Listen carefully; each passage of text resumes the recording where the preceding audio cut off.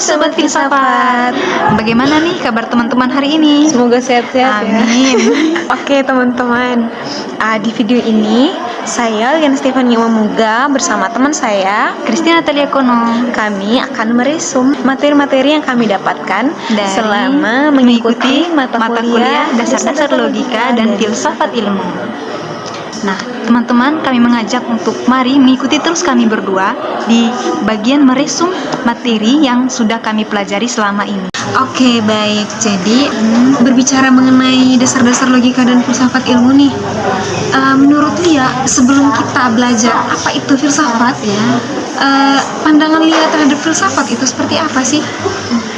Kalau dari saya merasa bahwa untuk mata kuliah filsafat ini tuh membutuhkan pemikiran yang sangat mendalam dan kritis, dan kalau menurut saya itu hanya bisa dilakukan oleh para ahli-ahli atau pakar-pakar filsafat yang mampu berpikir secara filsafat itu sendiri. Itu kalau menurut dari saya. Tapi kalau menurut dari teman Stefan itu bagaimana pandangannya tentang filsafat? Oke, jadi sebelumnya sama sih. Dulu berpikirnya kalau filsafat itu hanya untuk mereka-mereka yang punya pemikiran yang tinggi, luas, terus hanya untuk pakar-pakar filsafat saja, mereka-mereka yang pemikir. Tapi setelah belajar mata kuliah ini, ternyata kita sudah berfilsafat sejak dulu. Oke, jadi teman-teman, setelah kami mengikuti mata kuliah ini, kami tahu bahwa filsafat itu Melatih kita cara berpikir untuk lebih kritis dan mendalam tentang kehidupan, kemudian manusia dan juga alam sekitar. Itu menggunakan pemikiran yang berfilsafat. dalam mata kuliah ini kita juga belajar soal logika.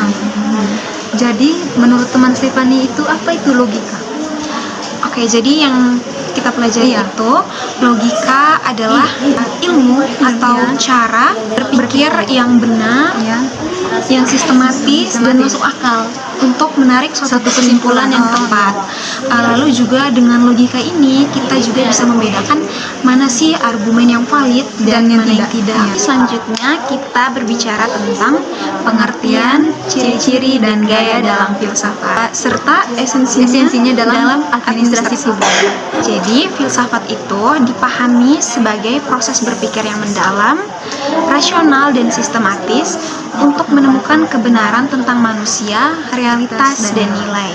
Dalam administrasi publik, cara berpikir yang berfilsafat itu sangat penting karena membantu birokrat memahami kebijakan bukan hanya sebagai aturan teknis, tetapi sebagai keputusan yang memiliki moral dasar.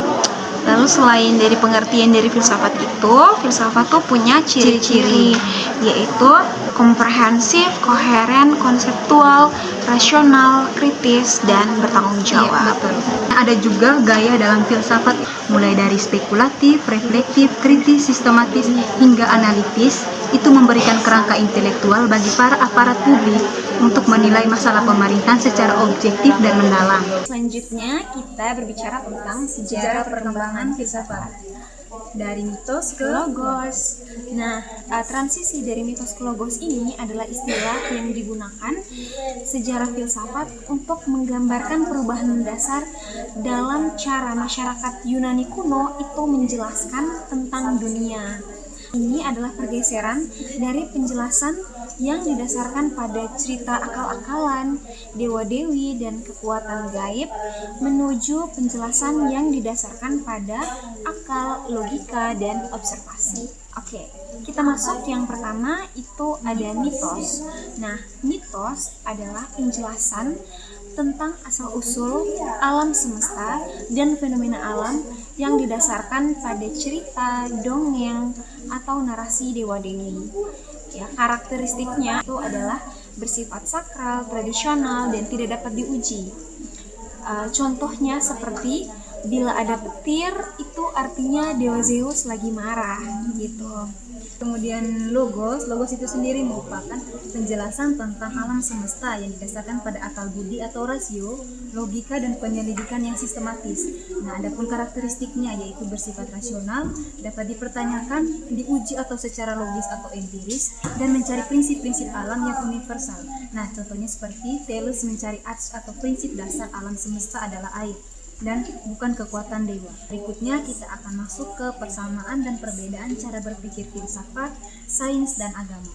Nah, untuk yang pertama itu cara berpikir filsafat, di mana upaya manusia untuk memahami realitas dengan rasional, kritis, dan sistematis. Kemudian pengertian sains itu sendiri, pengetahuan sistematis yang diperoleh melalui metode ilmiah. Dan pengertian agama itu sistem keyakinan dan praktik yang berhubungan dengan Tuhan yang sakral. Jadi perbedaan ketiganya itu terletak pada sumber kebenarannya, di mana filsafat itu akal, kemudian sains itu fakta, dan agama itu wahyu.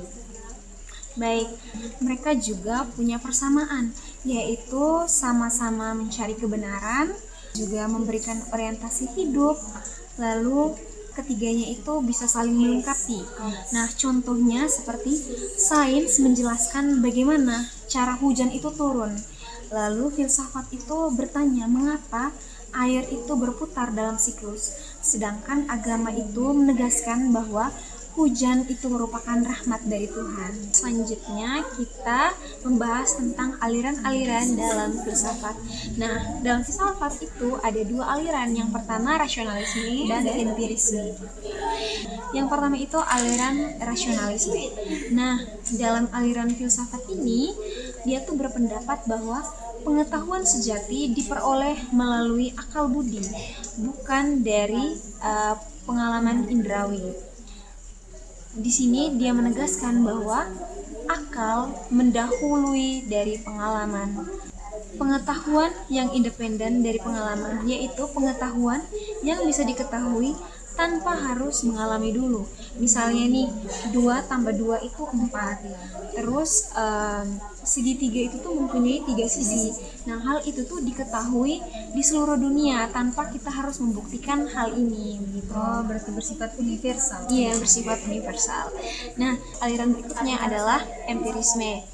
Nah, aliran empirisme ini adalah aliran yang menegaskan bahwa semua pengetahuan itu berasal dari pengalaman indrawi. Di sini dia menekankan bahwa pengetahuan itu bergantung pada pengalaman, dan dia menjelaskan kalau pikiran manusia itu saat lahir ibarat dengan kertas kosong.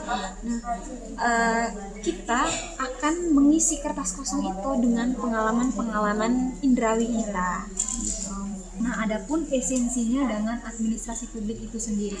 Kemudian rasionalisme dan empirisme adalah dua sumber pengetahuan yang saling melengkapi penting bagi administrasi publik, di mana rasionalisme itu menekankan peran akal, teori dan deduksi untuk merumuskan kebijakan yang koheren dan logis, sementara empirisme itu sendiri menekankan bukti indrawi, data, observasi dan evaluasi sebagai dasar validasi kebijakan.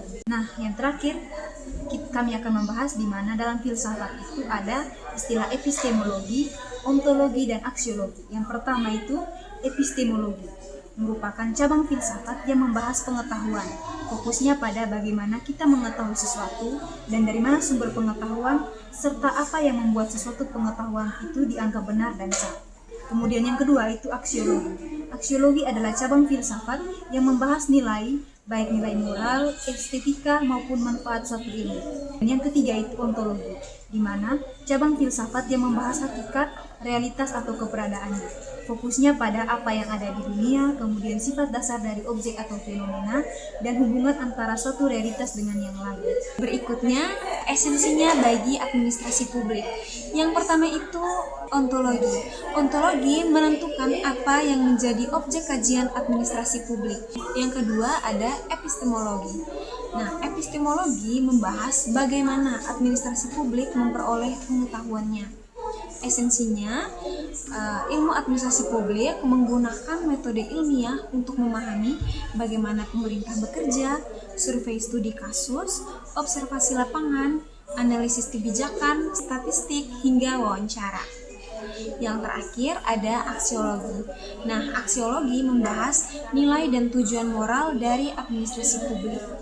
Administrasi publik harus berorientasi pada kepentingan publik, keadilan, akuntabilitas, dan etika pelayanan. Oke teman-teman, sekian pembahasan kami dari hasil resum materi-materi yang kami dapatkan dari mata kuliah dasar-dasar logika dan filsafat ilmu. Oke teman-teman, selamat menonton. Bye.